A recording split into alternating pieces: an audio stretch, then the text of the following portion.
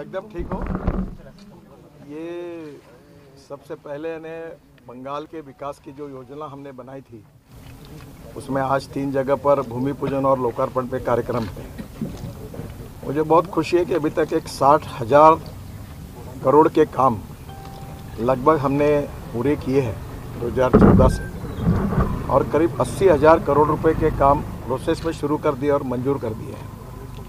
इसके अलावा 1 लाख करोड़ के हम लोग ग्रीन एक्सप्रेस हाईवे बना रहे हैं, और जो विशेष रूप से मैं आपसे अनुरोध करूंगा कि उसको आप देखिए।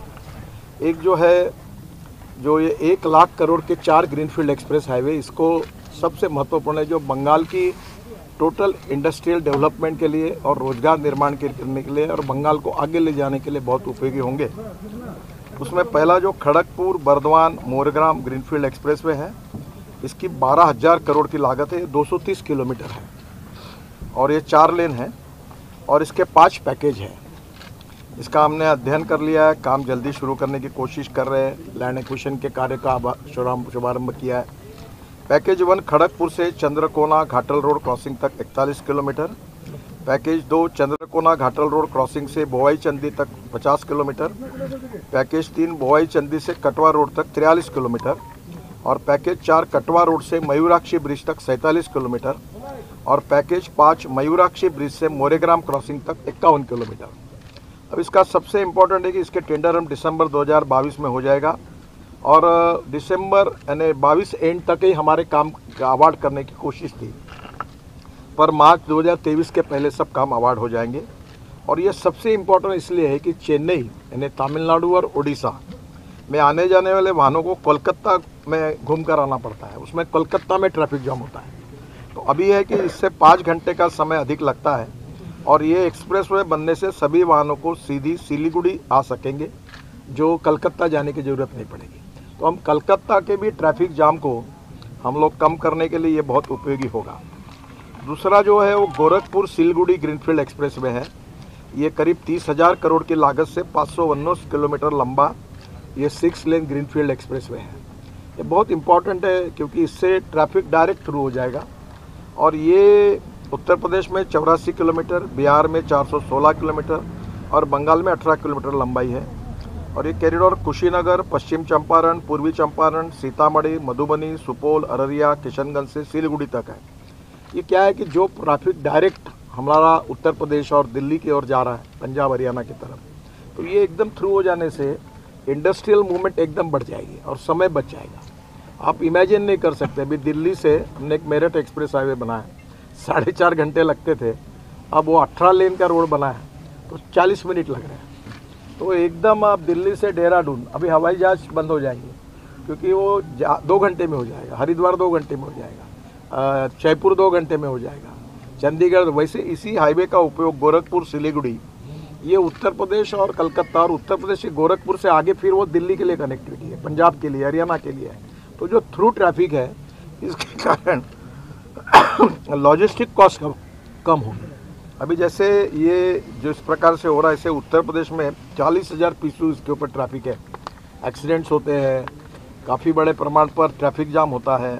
बंगाल में भी यही स्थिति है, बिहार में भी यही स्थिति है और उससे काफ़ी तकलीफें होती है। तो ये पूरा हम 2023 में इसको अवार्ड कर देंगे, अलाइनमेंट पक्की हुई है और बंगाल के मुख्यमंत्री जी को भी मैंने आज ही अधिकारियों को सूचना दी है कि कुछ कलकत्ता को जोड़ने के लिए उनके भी सुझाव है, तो उसके साथ उनको भी प्रेजेंटेशन करेंगे और उनकी सबकी सलाह से अब इस काम को शुरू करेंगे। एक वाराणसी से हावड़ा ये ग्रीनफील्ड एक्सप्रेसवे है, ये भी बहुत इंपॉर्टेंट है। ये 30,000 करोड़ की लागत से 620 किलोमीटर 6 लेन का ग्रीनफील्ड एक्सेस कंट्रोल एक्सप्रेसवे है।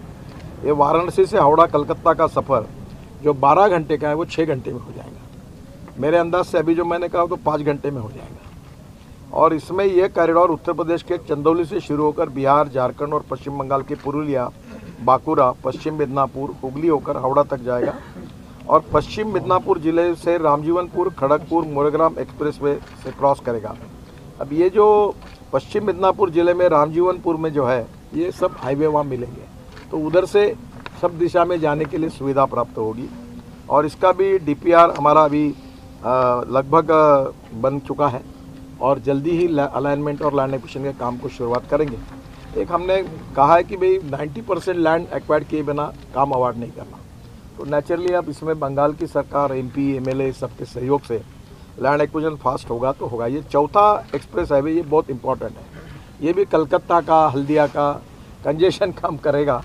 ये रक्सौल हल्दिया है जो जितना कार्गो आता है यहाँ, क्योंकि मैं शिपिंग मंत्री था तो नेपाल का पूरा कार्गो जो आता है वो हल्दिया आता है और यहाँ से जाने में बहुत है। तो मैंने एक उसमें योजना बनाई थी कि गंडक नदी पर ये जो गंगा जलमार्ग बनाया वाराणसी टू हल्दिया 1620 किलोमीटर का, इसमें गंडक नदी को जोड़ दिया और वो काम करके कल्पना ये थी कि रोड के बजाय हल्दिया का डायरेक्ट नेपाल का कार्गो डायरेक्ट गंडक नदी से नेपाल की सीमा तक चला जाएगा।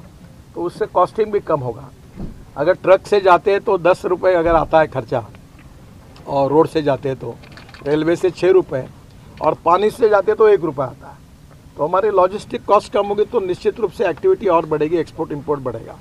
तो ये रक्सौल हल्दिया हम एक रोड का भी हमने उस समय योजना की थी। ये नेपाल सीमा में रक्सौल से हल्दिया तक पश्चिम बंगाल तक 35,000 करोड़ की लागत से 700 किलोमीटर का ग्रीनफील्ड एक्सप्रेसवे है। ये बिहार, झारखंड से होकर पश्चिम बंगाल के आसनसोल, दुर्गापुर से होकर हल्दिया, कोलकाता तक बनेगा। तो पश्चिमी मिदनापुर जिले के रामजीवनपुर में खड़गपुर मोरेग्राम एक्सप्रेसवे हम रक्सौल हल्दिया को भी क्रॉस करेगा।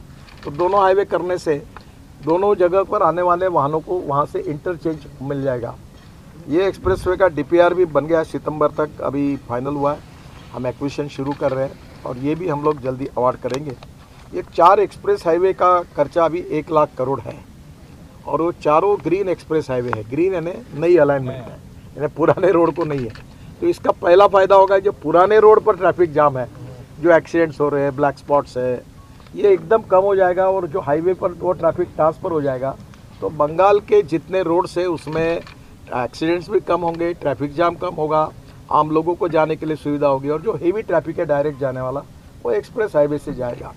दूसरा एक फ़ायदा ऐसा होगा कि ये हाईवे के आजू बाजू में लॉजिस्टिक पार्क, इंडस्ट्रियल क्लस्टर्स होंगे। अभी क्या होगा, ये सिलीगुड़ी है तो शहर के अंदर गोडाउन बने तो नेचुरली लोगों को तकलीफ होती है। इंडस्ट्री खुल गई लोगों के बस्तियों में, तो ये रोड नए बन रहे हैं। इसके बाजू में मैं बंगाल की सरकार से अनुरोध कर रहा हूँ कि इस बहाने वहाँ logistic park, industrial clusters, educational campus, smart city, smart villages अगर वो बिठाएंगे और रोड हम बनाने के पहले ही, वो राज्य सरकार अगर इन सब बातों का प्लानिंग करेगा तो अभी क्या है, रोड बनाने के पहले अगर कीमत 10 रुपये है तो रोड बनने के बाद 50 रुपये हो जाती है। तो मैं राज्य सरकार को, मुख्यमंत्री जी से ये अनुरोध करूंगा कि बंगाल के विकास में ये ग्रीनफील्ड एक्सप्रेस हाईवे के बाजू में उनका industrial department, urban development department मिलकर और सभी एमपी और एमएलए मिलकर अपने अपने इस कॉन्स्टिट्यूंसी में इस प्रकार की योजना करते तो इसका पहला फ़ायदा होगा बंगाल की ग्रोथ बढ़ेगी। दूसरा फ़ायदा होगा नए उद्योग आएंगे। तीसरा फ़ायदा होगा बंगाल से एक्सपोर्ट बढ़ेगा। चौथी फ़ायदा होगा कैपिटल इन्वेस्टमेंट आएगी और इसके कारण रोजगार निर्माण होगा और रोजगार निर्माण होगा तो गरीबी दूर होगी। तो बंगाल भारत को आत्मनिर्भर भारत बनाने का जो प्रधानमंत्री जी का सपना है और जो $5 ट्रिलियन इकोनॉमी बनाने का जो हमारी सबकी प्रयास चल रहा है, उसमें बंगाल का भी विकास उतना ही आवश्यक है।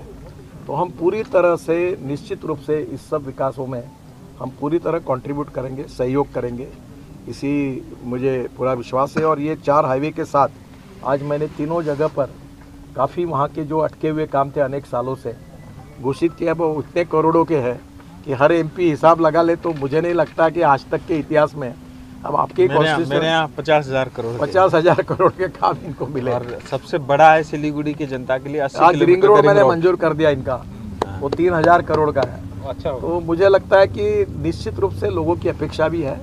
केवल हमें land acquisition, utility shifting, forest environment clearance में हमें उतना ही सहयोग राज्य सरकार से भी मिलेगा और एमपी और एमएलएस का भी मिलेगा। तो हम जल्दी काम कर सकें। हमारे पास पैसे का प्रॉब्लम नहीं है, हम काम कर सकते हैं। अभी हम कैपिटल मार्केट में गए थे तो हमारे NHAI का हम अनकन्वर्टेबल डिबेंचर्स इनविट में तो 10 दिन की मुदत थी, तो पहले दिन 7 घंटे में 7 टाइम्स ओवर सब्सक्राइब हो गए। इतना पैसा लोगों ने दिया। मैं आपको भी आह्वान कर रहा हूँ कि अब मैं पत्रकार, छोटे छोटे कर्मचारी, कंपाउंडर, इनके पैसे से रोड बनाना चाहता हूँ और मैं आपको गारंटेड 8.02 इंटरेस्ट दूंगा। बैंक में आपको 5% के ऊपर नहीं मिलता, 8.02। AAA रेटिंग है। और हमने इंटरेस्ट देने के लिए कहा है कि आप ईयरली नहीं मंथली देंगे। जो रिटायर्ड लोग हैं, पेंशनर्स हैं, उनको तो इतना रिस्पांस मिल रहा है कि हमें कोई पैसे की कमी नहीं है। केवल रोड बनाने के लिए लैंड उपलब्ध है और लैंड के भी हम रेट अच्छे दे रहे हैं। और लैंड के आजू बाजू में अब ये भी योजना पर विचार कर रहे हैं कि ये एक्सप्रेस हाईवे के बाजू में अगर किसान एक फार्मर प्रोड्यूस कंपनी जैसी बनती है, वैसे अपनी सोसाइटी बनाकर आते हैं हमारे पास, तो हम ज़मीन उनकी, इन्वेस्टमेंट हमारी और लॉजिस्टिक पार्क में उतनी इक्विटी उनको देंगे। तो किसानों को, जो भूमि मालक है, वहाँ के भूमि पुत्र है, उनको रोजगार भी मिले और वो मालक भी बने। नया योजना। हाँ, तो ये भी योजना हम लोग तैयार कर रहे हैं कि जिसके कारण कोई भी इंडस्ट्रियल क्लस्टर में जिसकी ज़मीन है वो उसका शेयर होल्डिंग भी उसको मिलेगा। तो ये भी योजना तैयार कर रहे हैं। तो निश्चित रूप से बंगाल की सरकार को भी हम लोग सहयोग करेंगे। सर, मेरा 2 क्वेश्चन है। पहला, एक एक करके। राज्य जो बोल रहा है कि सेंट्रल के पास के उसको कुछ मिलना है, जो मांग है, तो वो रुपया उसको नहीं मिल रहा है। आज ही मैंने 1600 करोड़ की घोषणा कर दी, 1000 करोड़ का CRF में पैसे की मंजूरी की। ठीक है, मैं आपको बाकी राजनीतिक बातें मुझे पूछिए मत, मैं जवाब नहीं दूंगा, पर मैं इतनी बात कह रहा हूँ कि सबका साथ, सबका विकास और सबका प्रयास। और इसलिए बंगाल के विकास में हम सब लोग, भारत सरकार, प्रधानमंत्री और मेरा डिपार्टमेंट पूरा सहयोग करेगा। और यहाँ कोई हम राजनीति नहीं करेंगे। हम लोग जो भी काम करने लायक है वो काम में राज्य सरकार को पूरा सहयोग करेंगे, क्योंकि बंगाल हमारा देश है, यहाँ की जनता भी हमारी है और हम जनता के हैं। तो इसमें सबका विकास होना चाहिए। और रोड सब जगह जाता है, वो कौन MP है, कौन से पार्टी का है, MLA कौन से पार्टी का है, ये हमने कभी सोचा नहीं है।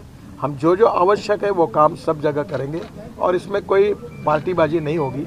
ये विकास के आधार पर ये काम होंगे, यही मैं आपको विश्वास देता हूं। लेकिन सर, बंगाल में जो लैंड एक्विजिशन का गवर्नमेंट का पॉलिसी है कि गवर्नमेंट जोर से किसी भी लैंड को नहीं लेगा अगर लोग खुशी से लैंड देना नहीं चाहे तो, जिसके वजह से काफ़ी सारे प्राइवेट इंडस्ट्रियलिस्ट भी वेस्ट बंगाल में आना नहीं चाहता है। देखिए, हमारे रोड की जो पॉलिसी है उसमें स्टेट गवर्नमेंट के लैंड एक्विजिशन के जो लॉ और नियम बने हुए हैं उसी के अनुसार लैंड एक्वायर्ड होती है। और राज्य सरकार के जो कलेक्टर होते हैं, जिसको काला है, वही करते हैं। और उसमें जो आज प्राइजेस मिल रहे हैं, आप जाकर जब लोगों में पूछोगे तो मार्केट प्राइस से 25% 30% ज़्यादा मिल रही है।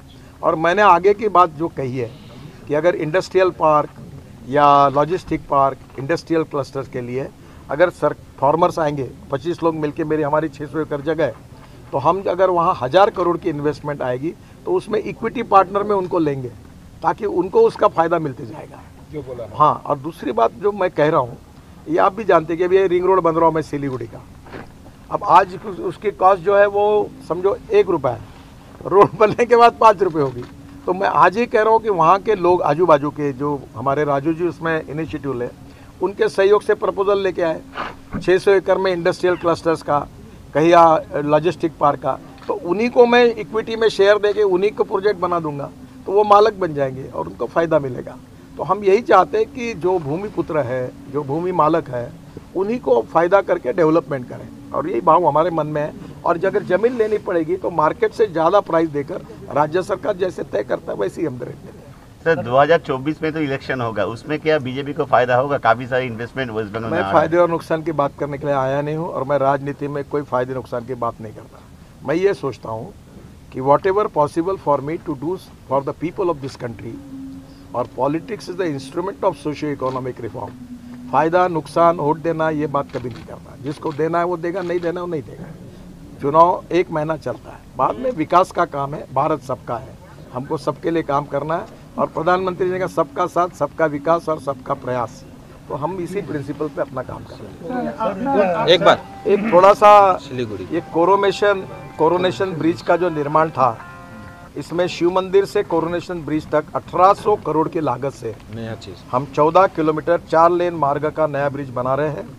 और इसका DPR अभी लगभग फाइनल हो जाएगा, तुरंत टेंडर निकालेंगे। 1800 करोड़, ये जो आपका बहुत इंपॉर्टेंट है, जिसके लिए राजू जी ने बहुत हमें पीछे पड़े थे, हमने उसको मंजूरी दी। सेवक आर्मी कैंटोनमेंट से कोरोनेशन ब्रिज तक। और जो हुआ वही तो। हाँ, अभी अंदर ये नया कर रहे हैं, ये नया ब्रिज बना रहे हैं। और दूसरा, तीस्ता नदी पर भी नए ब्रिज के निर्माण के लिए कोरोनेशन ब्रिज के बगल में तीस्ता नदी पर 1100 करोड़ की लागत से 6.4 किलोमीटर 4 लेन नए ब्रिज का निर्माण कर रहे हैं, जिसका भी DPR शुरू है, वो जल्दी हम रिसीव करेंगे। तो ये दोनों ब्रिज मिलाकर इनकी कीमत ही करीब 3,000 करोड़ रुपए है। और मुझे लगता है कि ये जो कोरोनेशन ब्रिज है ये 1941 में किया था। अब उसकी हालत तो आपको भी मालूम है, उसकी भी मरम्मत करने वाले हैं, यानी उसकी मरम्मत करेंगे पर वो बहुत पुराना हो गया, हेरिटेज बन जाएगा। हेरिटेज बन जाएगा। तो ये भारी वाहनों के लिए अभी उसमें रोक लगा दी गई है, हम उसकी मरम्मत कर रहे हैं, उसका स्टडी कर रहे हैं कि उसको किस प्रकार से मजबूत करेंगे। पर कितना भी हुआ तो भी अब हेवी ट्रैफिक के लिए 1941 को ब्रिज को फिर से नए जैसे करने में 18 अंग्रेजों के समय का है, तो ये बहुत पुराना है और ये सिक्किम और भूटान के लिए बहुत ज़रूरी है। तो ये 2 नए ब्रिज बना रहे हैं और उसको भी हम मरम्मत करेंगे। अभी तक आप बंगाल में चलिए लास्ट बहुत सड़क बना चुके हैं, राज्य सरकार कितना हेल्प किया है जमीन के बारे में, कितना आपको जमीन? सर हमको मदद मिलती है और हम मदद लेते हैं और हमें सबको मिलकर काम करना है।